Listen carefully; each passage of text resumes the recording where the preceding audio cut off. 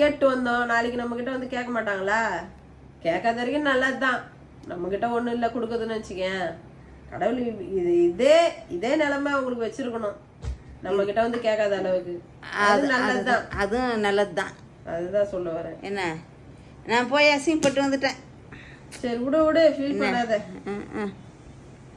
என்ன பண்றது? சரி, பழகுனவங்களாவது கொடுத்தாங்களா?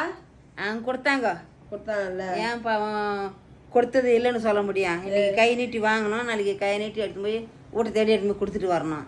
சரி, அதுதான் மரியாதை, அதுதான் முறை. சரி விடு. சொந்தக்காரங்களுக்கும் பழகுனவங்களுக்கும் இதாம்மா வித்தியாசம். அதே தான். அவங்களுக்கு நம்ம மேல நம்பிக்கை இருக்கு, பழகுனவங்களுக்கு. சொந்தக்காரங்களுக்கு நம்ம மேல நம்பிக்கை இல்ல. விட்டுட்டு போ, இதை விட்டுட்டு ஏன் அதெல்லாம் நினைச்சிட்டு மனசை கஷ்டப்படுத்திட்டு அவங்களுக்கு நம்பிக்கையே கிடையாது. சொந்தத்துல அசல்ல நம்பிக்கை இருக்குது. மகராசிங்க கேட்டதுமே கையை கொடுத்தாங்க.